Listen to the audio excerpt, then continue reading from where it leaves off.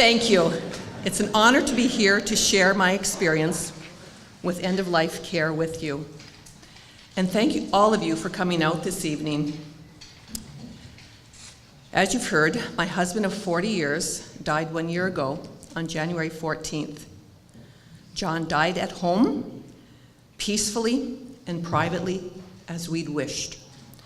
I have been asked to talk about our end-of-life journey and share with you what was helpful for us, what challenges we faced, and what could be made easier for others who may be facing a potentially life-threatening disease. John was diagnosed with ALS in 2011. The usual life expectancy is 3 to 5 years. John died 23 months after his first symptom. His ALS began with a vague weakness in his right hand. He thought he had carpal tunnel. Then his right arm became weak. He thought he'd strained something working out at the gym. After an MRI, EMG, and blood work to rule out various other diseases, John was referred to a neurologist. The neurologist was exceedingly compassionate and thorough in her examination. John and I appreciated that she treated us as a team. As we sat across from her desk, she was honest, and she told us she suspected ALS. Leaving her office, we felt like we'd been given a death sentence. You die from ALS, and it's not a pretty death to anticipate. John was 62 years old. I quit my job. John had already been retired for 5 years. We planned an 11-week road trip in our 19-foot van with the cat. After telling each of our 3 adult children personally about Dad's possible diagnosis, as we were still waiting for some final blood work results from the ALS clinic in McMaster. The trip was fabulous. I would suggest that if you have any goals or bucket list wishes and the means to do them, then do so. But really, the most important thing to us, what became the most important thing to us, was simply being together and doing normal things. Our morning coffee and reading together, a glass of wine on the patio, dancing in the kitchen while supper cooked, our monthly dinner with friends, time with our 3 children and our 2 grandchildren. Prior to John's diagnosis of ALS, we had not discussed end-of-life issues, other than a vague wish to avoid extraordinary interventions. Even after John's diagnosis, we still didn't discuss end of life, the preferences. I suppose this was because we were really hoping John would be in that 10% who lived 10 years or more after being diagnosed with ALS. I'm not sure how long we would have continued avoiding the topic if it weren't for our friend Marilyn. We visited her in Ottawa in the spring of 2012 and shared with her the diagnosis.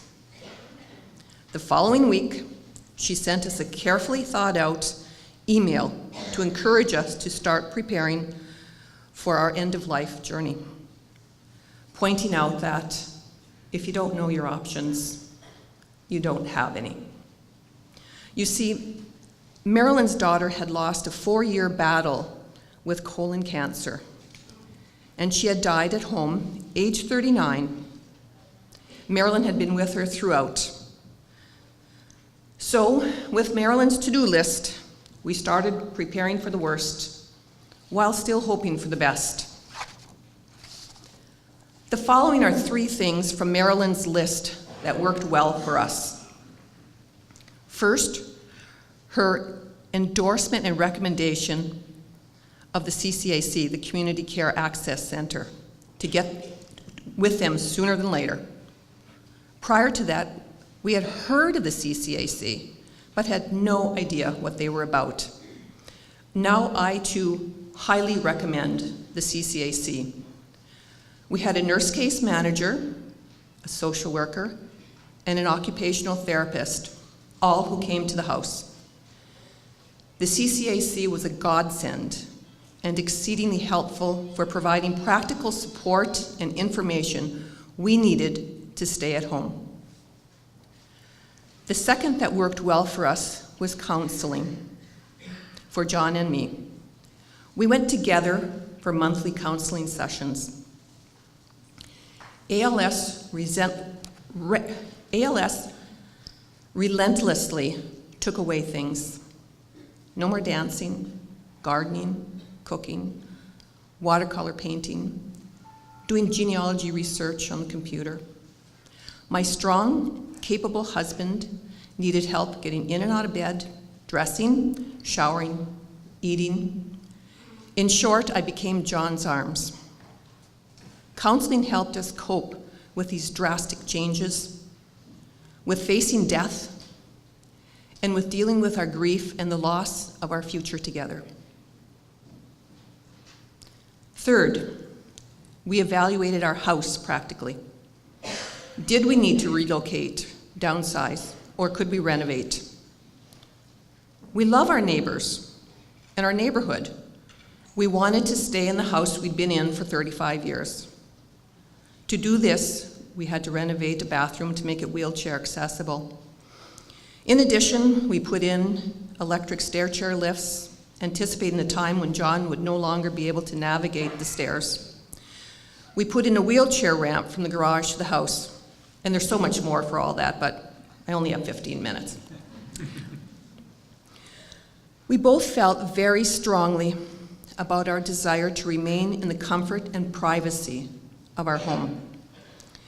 To do this, we eventually needed the help of personal support workers, PSWs. The CCAC referred us to one of the local agencies.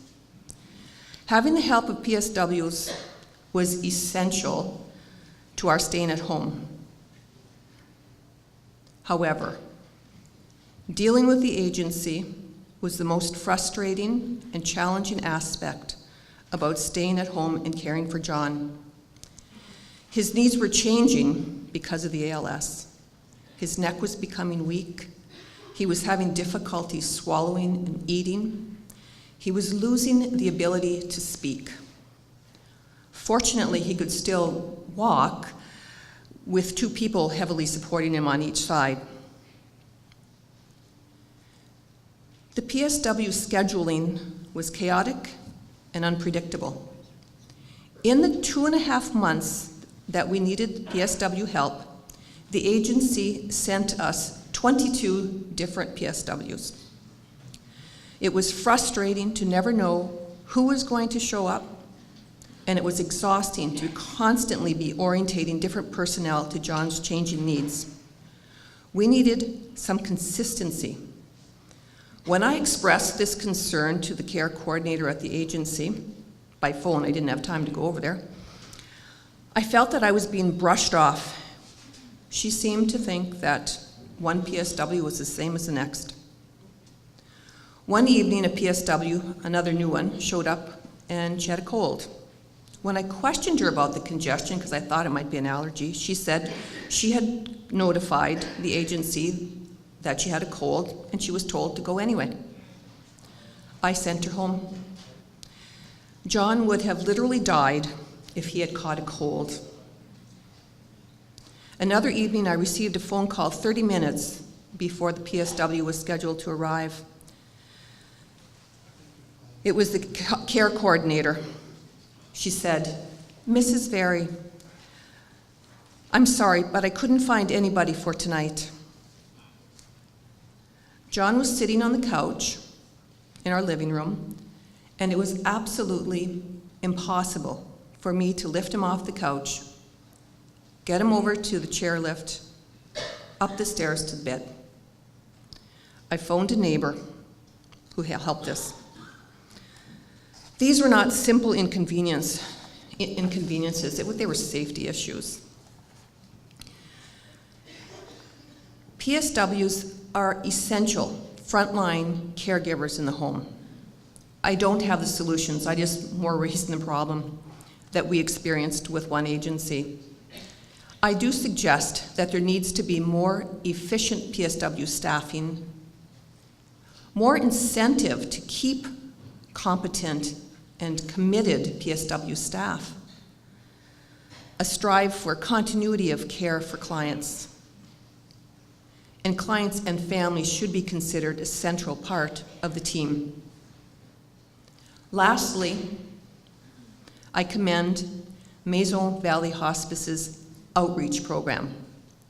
My suggestion for improvement is that there should be more hospice outreach and more public awareness of this option. Toward the end of John's life, we needed information and practical advice. This was a totally new experience. After a number of phone calls, I discovered that a hospice nurse could come to the house to talk with us. That 1 hour with our hospice nurse made all the difference in the world for controlling John's symptoms and providing comfort in his last days. Her calmness, her compassion, practical advice, and reassurance enabled us to continue to manage confidently at home to the end, where we so dearly wanted to be. Once again, as Marilyn said to us, if you don't know your options, you don't have any. I hope this will encourage you to think about end-of-life issues and to persist in seeking out your options. Thank you.